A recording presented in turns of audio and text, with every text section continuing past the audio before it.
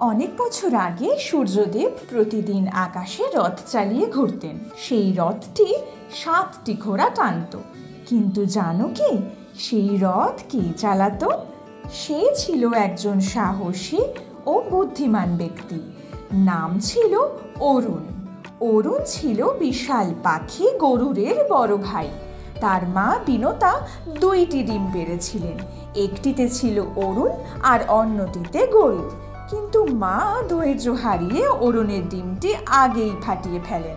ফলে অরুণ অসম্পূর্ণ শরীরে জন্ম নেয়, পুরো বড় হয়নি তখনও।